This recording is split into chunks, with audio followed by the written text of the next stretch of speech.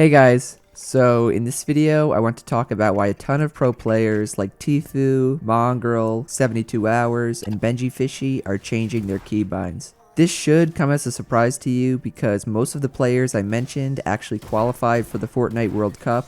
It seems almost backwards, right? If they're good enough to qualify and solidify themselves as a top tier player, why in the hell would they change their keybinds? We've all seen how ridiculously fast of a builder and editor Mongraal is. I could practice for like 20 hours a day and I still wouldn't be half as good as he is, yet even he decided to switch a few keybinds around. So what's going on? Why are the best players in the world, who would presumably have good keybinds already, be switching them now? And what exactly are they switching them to? I'm going to split the video into 3 different sections to kind of make it more organized and easier for you guys to follow. Feel free to skip around to any section you want, but I definitely recommend watching the whole video through because I guarantee 95% of you guys don't have optimal keybinds. With that being said, let's start with the why. The main reason pros are changing their keybinds is simple: the ones they have now are not optimal. I made a video a couple of months ago about why I changed some of my keybinds, and in it, I talked about my philosophy for optimal keybinds. At the time, my advice was that you want to be utilizing as many different fingers as possible. In theory, it makes sense why doing that would be the most optimal. Instead of pressing all your keybinds with 1 or 2 fingers, if you spread them out to 3 or 4, you would be faster and overall more comfortable while building. A lot of pros adopted this and stood behind it at the time. That was until the World Cup and the wall replacing meta came around. New names started popping up and dominating in World Cup qualifiers, while a lot of the established pros that we know and love unfortunately fell short. The most obvious thing they would look at to improve upon is their keybinds, and that's not for no reason. Your keybinds are easily the most important setting that you have control over in Fortnite. Because of how competitive the World Cup qualifiers were, a ton of pro players started to notice issues in their gameplay due to their keybinds. One common example is taking and replacing walls. Box fighting has become one of the most important aspects of high-level Fortnite gameplay. Every fight you get into against a good player usually turns into a box fight. World Cup qualifier matches became just box fighting and rotations, followed by even more box fighting and more rotations. This is all evidenced by the few players that qualified numerous times, like Dubs, Clicks, and Booga. All 3 of them are amazing box fighters with flawless mechanics. They take your wall with their 0 ping, they edit it before you even realize you lost the wall, and boom, you're dead. This means if you're bad at box fighting, you're at a huge disadvantage against good players. The main reason people struggle with box fighting is their keybinds. Doing all the quick builds and edits while constantly moving and trying to keep pressure on your opponent requires you to hit a lot of buttons very quickly. Without good keybinds, you'll mess up and either lose your chance to secure a kill or fail to protect yourself and get killed.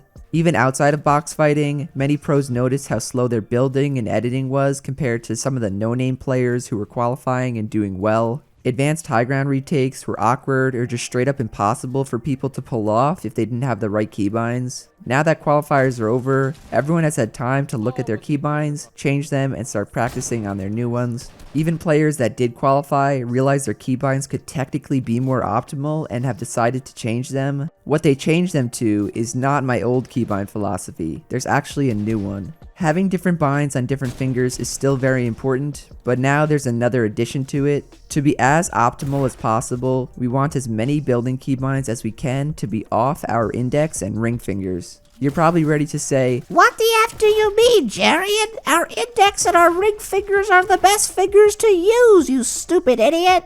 Think about where your index finger and ring finger rest and what they do on your keyboard hand. Your ring finger presses A and your index finger presses D. A is your movement key to move left, and then D is your movement key to move right. By using fingers that are not your index, middle, or ring finger, you'll have more control of your movement while building and editing. And the reason I include your middle finger is because it should always be on W or S and never be used for any keybind, ever. The remaining fingers you can and should use on your keyboard hands are your pinky and thumb, and then for your mouse hands is your thumb. If you use any building binds on these fingers right now, then you'll know what I mean, but for those of you who don't, I'll help you understand why. Say you have your floor keybind on F like I do, and I press F with my index finger. Well, guess what? I also press D with my index finger to move right. which means if I do any sort of building technique using my floor, I won't be able to move right at the same time because I'm too busy pressing my floors with my index finger. One finger literally can't press two buttons at the same time, so if we want to be as optimal as possible and have total control of our movement, we want our building binds not on your movement fingers, which are your index and your ring finger. You want them on your thumbs and your pinky because your thumbs and your pinky do not press any movement keys like WASD. The even bigger problem though is that your movement is extremely important for doing things as fast and as optimal as possible. A basic example would be doing 90s to the right.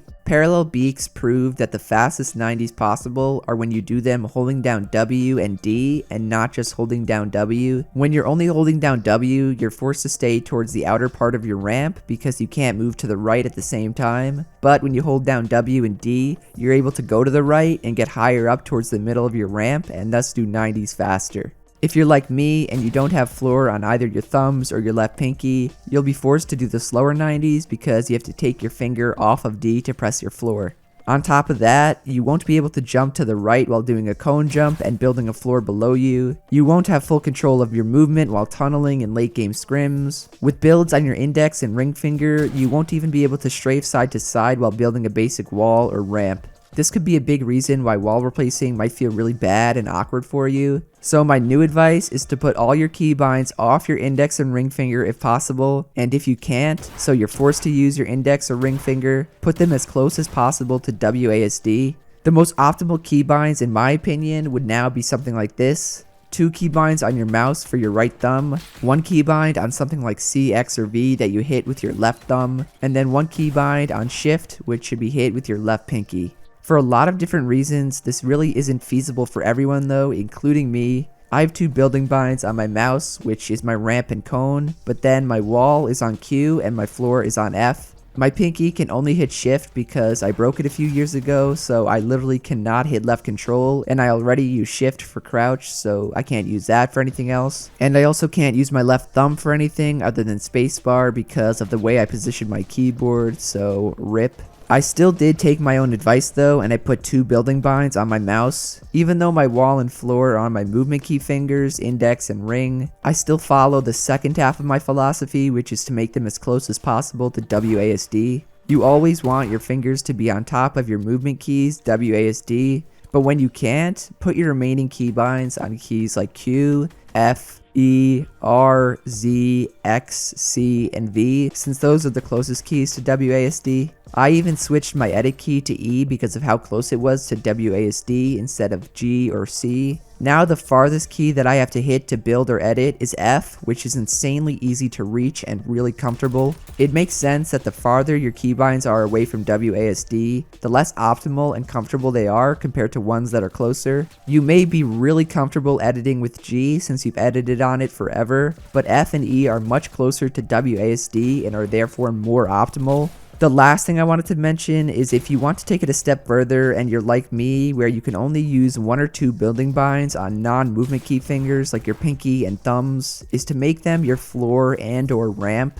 Your floor and ramp are the 2 builds you actually move on. You can technically move and walk over a cone, but it's not as common as a floor, and unless you're Spider-Man, it's impossible to walk on a wall, so put those 2 builds on your thumbs or pinky if you can. The only reason I'm hesitant to change my floor to my mouse button is because I don't really want to be a complete bot for a week when I have to record gameplays and stream and do other stuff. If I was a pro player though, or a competitive player looking to become the absolute best, I definitely put my floor on my mouse button as well. Before we move on to the last section where I analyze some pros keybinds who recently switched theirs, I'll sum up the new Keybind philosophy once again. What you want now is to have as many building binds off your index and ring finger as possible. We want full control of our movement. To do that, put your build binds on your mouse buttons for your right thumb, bottom keyboard row for your left thumb, or shift for your pinky. If you do have leftover keybinds that need to be on your index or ring finger, put them as close as possible to WASD.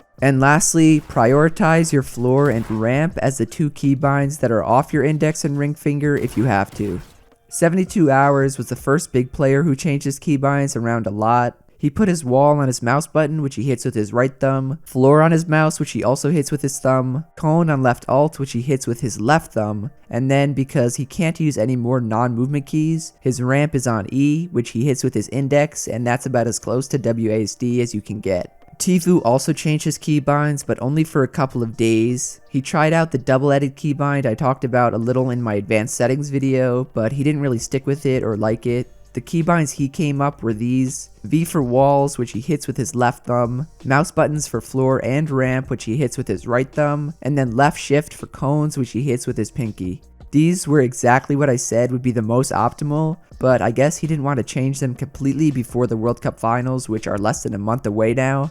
Then Benji and Mongraal changed their edit keys. Both of them had it on G, and Mongraal switched to F while Benji switched to E. They followed the second half of my philosophy and put it as close as possible to WASD. Overall, I definitely think it's worth to change your keybinds and to follow this new philosophy. Following my advice will get you just about the most optimal keybinds as possible, so if you're looking for a fun way to get better, change your keybinds and go practice them. Also, let me know your current keybinds down below and if/what you're going to change them to. If you guys enjoyed this video, be sure to drop a like, subscribe to the channel, and to turn on post notifications. Thank you to everyone using code Jarian. I'm going to be using the supporter creator money towards another giveaway, so if you're not using anyone's code, you might as well use mine. Otherwise, that's it from me, and I'll see you guys in the next one. Later.